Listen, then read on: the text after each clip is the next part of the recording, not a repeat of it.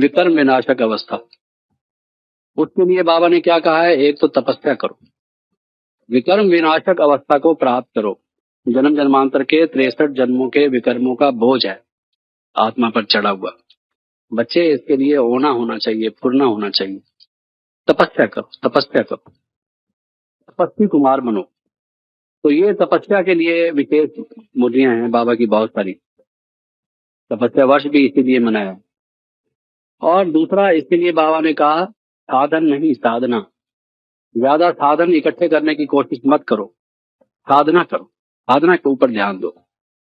सिद्धि जो होगी वो साधनों से नहीं होगी, साधना से। तो ज्यादा अटेंशन साधना पर दो। तीसरा, इस अवस्था के लिए बाबा ने कहा, लगाव नहीं हो, झुकाव नहीं हो।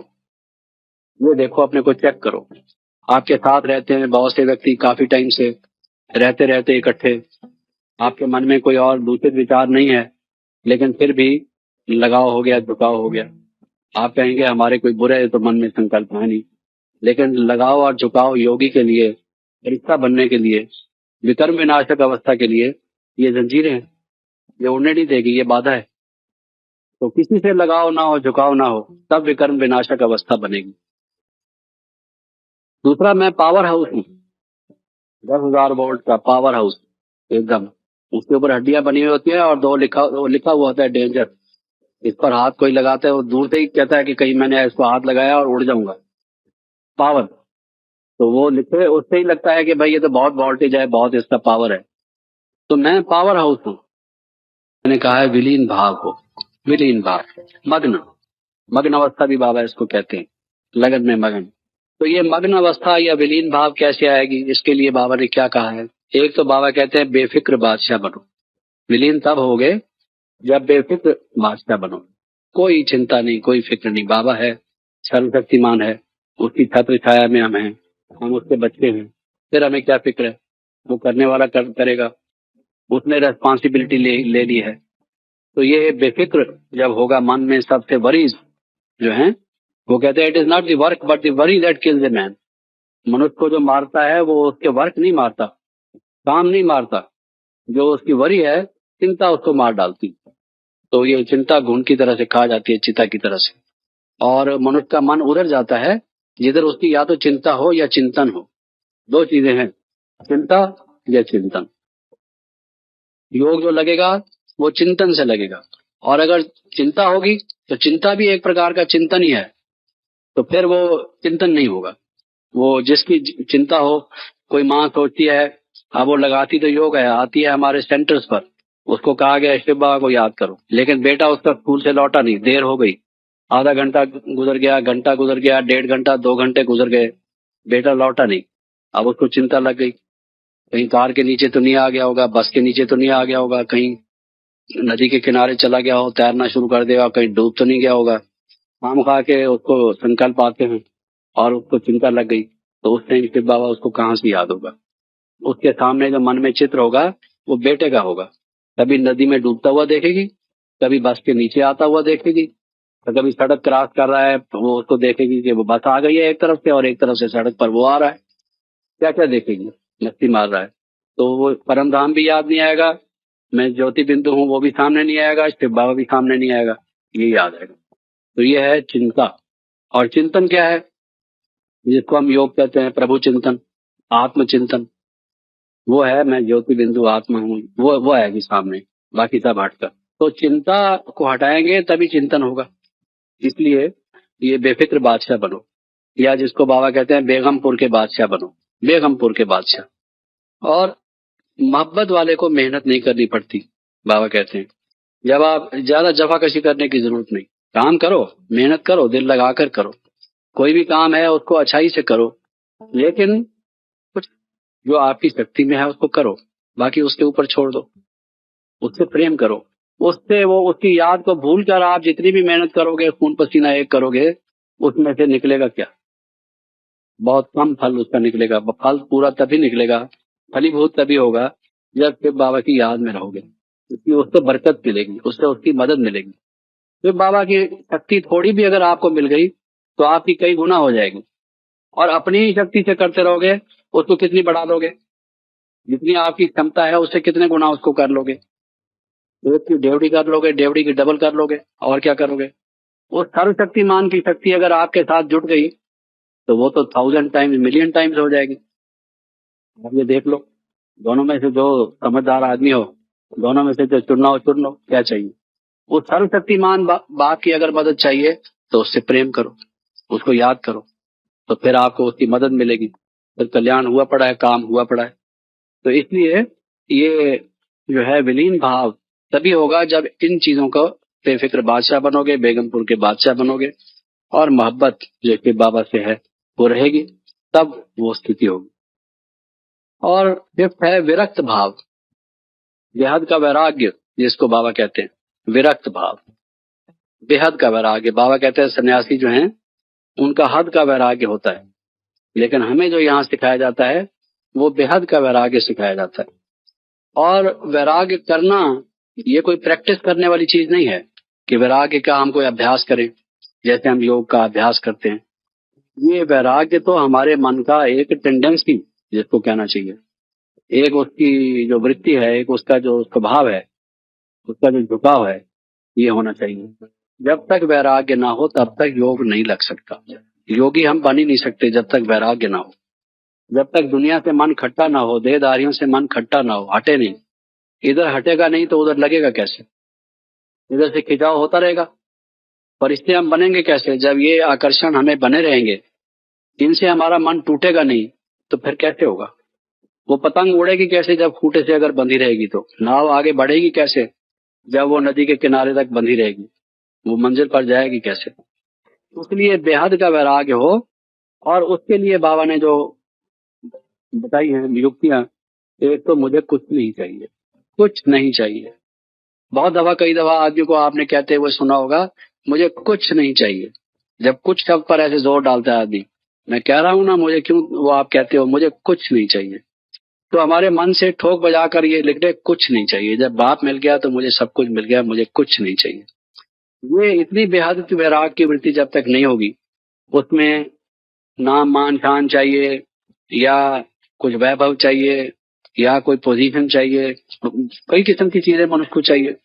इच्छाओं का तो अंत नहीं है। वो कहते हैं man has as many desires as there are grains of sands on the beaches of the world. दुनिया में जितने भी वो बीचेस हैं, सागर के किनारे पर जो रेत होती है, उसके जितने कण हैं, मनुष्य की उतनी इच्छा है। जन्म जन्मांतर इतनी इच्छाएं हमने मिनट मिनट की होंगी, अभी भी खत्म नहीं होती। हर मिनट की इच्छा का आप लगाओ तो कितना हो गया, बीचेस ऑफ द वर्ल्ड बन जाएगा कि नहीं। Little grains of sand make the mighty deserts, little drops of water make the mighty oceans, little little desire make all this quagmire. ये दलदल बनाती है सब, जिसमें आदमी डूब जाता है। तो ये जब तक इच्छा मात्रम अविद्या, मुझे कुछ नहीं चाहिए, बिल्कुल पक्के मन से। ऐसा नहीं है आज तो कुछ नहीं चाहिए, कल फिर हमें कुछ चाहिए, क्योंकि हमारा बर्थडे है, बर्थडे केक काटा जाना चाहिए, तालियां बजनी चाहिए, हमारी जुबली होनी चाहिए, इत्यादि इत्यादि। कुछ भी जो होता है तो ठीक है, उसमें हम शामिल होते हैं, लेकिन मन में हमें कुछ भी नहीं चाहिए। ये सब अंदर से हमारी जो वृत्ति हो भरपूर, हमको जो चाहिए था वो हमको मिल चुका, ये जब तक हमारी वृत्ति नहीं है हम उस अवस्था को प्राप्त नहीं कर सकते। दूसरा, बाबा कहते हैं मेरे तेरे की बात नहीं, ये मेरा तेरा छोड़ो। जब मैं ही उसका हो गया तो सब कुछ उसका हो गया, फिर मेरा फिर कहां से आया। तो मेरा शब्द अगर कहीं लगाते हो तो मेरा बाबा, वहां मेरा शब्द लगना चाहिए, बाकी तो सब तेरा। तो जिसको बाबा कहते हैं सर्वांश त्यागी, कोई अंश भी ना रहा हुआ हो, क्योंकि अंश से वंश की उत्पत्ति होती है। अगर इच्छाओं का कोई एक आयटा, एक आइटम भी रहा हुआ होगा तो वो पनट जाएगी। कोई आपकी इच्छा है, मिसाल के तौर पर हमारा एक बहुत बड़ा भवन हो, इच्छा एक है हमारा एक बहुत बड़ा भवन हो। वो कहते हैं ना एक बंगला बने न्यारा रहे जिसमें कुंभा सारा। तो एक बहुत बड़ा, एक बहुत अच्छा मेरा भवन हो। भवन तो अच्छा चाहिए। अब आप देखने में तो यही है कि एक ही इच्छा है भवन बनने की, लेकिन भवन बनने के लिए पैसा चाहिए, उसके लिए आपको पैसा भी तो चाहिए। फिर भवन बनने के लिए भवन को कोई झाड़ू लगाएगा, कोई पोछा लगाएगा, कोई और सब साधन उसमें आप सोचते चले जाओ क्या क्या नहीं चाहिए, उसकी मेंटेनेंस वगैरह वगैरह। एक आदमी ने कहा दूध चाहिए, उसको लोगों ने कहा कहता खालिस दूध चाहिए। तो उसको सुझाव दिया गया कि तुम गाय रख लो। बात कहावत बताते हैं आमतौर पे, गाय रख ली। फिर गाय को रोज चारा कौन खिलाएगा, गोबर कौन संभालेगा, उसको संभाल पानी वानी कौन देगा, घुमा के कौन लाएगा। तो फिर भाई एक कोई माता रख लो, माता रख ली। यानी वो बताते हैं ना, फिर आकर उससे शादी कर ली, उसने बेटे पैदा हो गए, गाय को दूध पीने चला था। इच्छा उसकी यही थी। और सारा निवृत्ति मार्ग का साधु, गीतावाचक, गीता की कथा सुनाता था। गीता की कथा सुनाते सुनाते दूध की इच्छा हुई कि दूध तो खालिश मिलना चाहिए। दूध से गाय ली, गाय से अस्तबल बनाया जहाँ गाय को बांधा जाए, उसका बाड़ा बनाया। फिर उसको चारा खिलाने वाला वगैरह वगैरह करते करते जो गृहस्थी की प्रवृत्ति होती है उससे भी ज्यादा उसने प्रवृत्ति रच ली। क्योंकि गाय की बछड़ी हुई, बछड़ी की फिर बछड़ी हुई, फिर बछड़ी की फिर बछड़ी हुई, तो वो गाय क्या बना, वो तो सारा वो बन गया। दूध में चाहे आप नहाते रहो, लेकिन वो गीता तो वहीं की वहीं रही। काम करो लोभ नरक के द्वार है, वो तो वहीं रहेगा।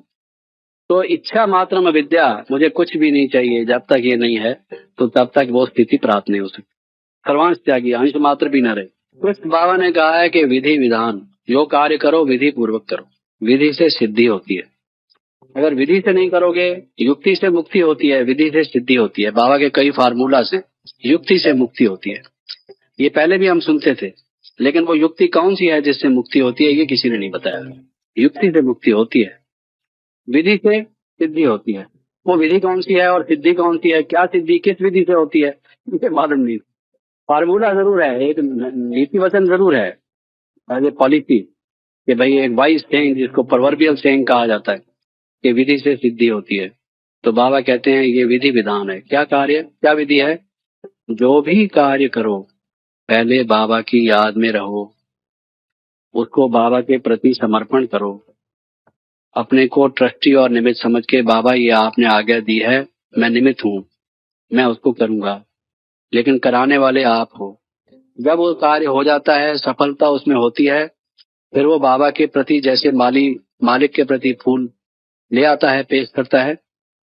ये आपने उस मालिक के कहने से जो किया है, उसके बगीचे का फूल है, ये उसके सामने पेश करो, ये उस पर चढ़ाओ। ये विधि है। अगर इसमें अमानत में कोई भी खयानत आपने की, इस विधि को अगर तोड़ा, तो सिद्धि नहीं होगी।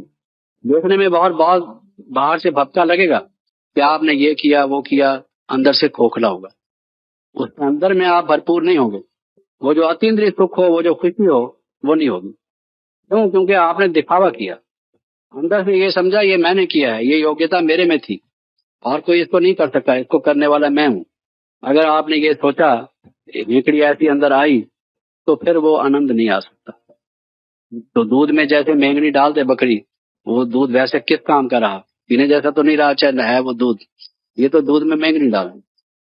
तो ये जो सारा विधि से कार्य करो, ये बाबा ने कहा हुआ है। पवित्रता, बाबा कहते हैं, पहले हम लिखते थे जो त्रिमूर्ति का चित्र है, ब्रह्मा के नीचे ब्रह्मा द्वारा सतयुग की स्थापना, शंकर द्वारा कलयुगी सृष्टि का विनाश, विष्णु द्वारा सतयुगी त्रेता युगी सृष्टि की पालना।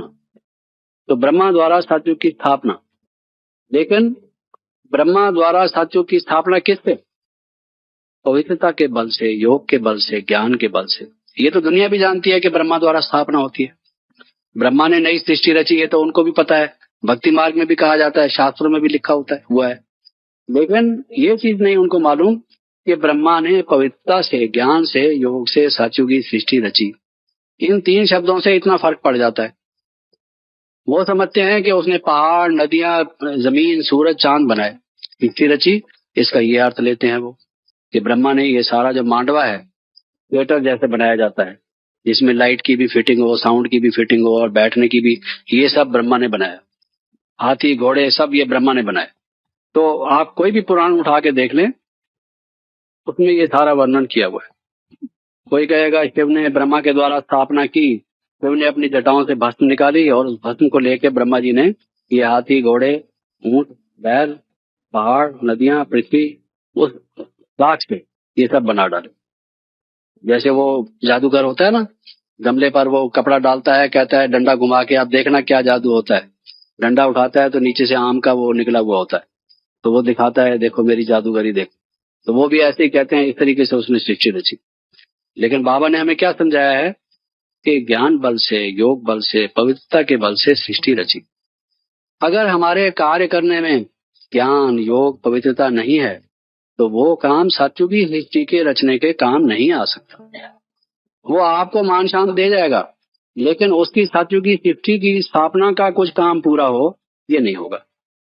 आपने कोई भी चीज बना ली, कोई भी कार्य कर लिया, कॉन्फ्रेंस कर ली, मीटिंग कर ली, मेला कर लिया, लेकिन अगर उसमें ज्ञान नहीं है आपकी बुद्धि में, योग युक्त होकर कार्य नहीं किया, पवित्रता पूर्वक कार्य नहीं किया, आपस में घमसान करके, लून पानी बन के और कुछ एक दूसरे से मन मुटाव करके काम किया, उससे सतयुगी सृष्टि की स्थापना का कार्य नहीं होगा।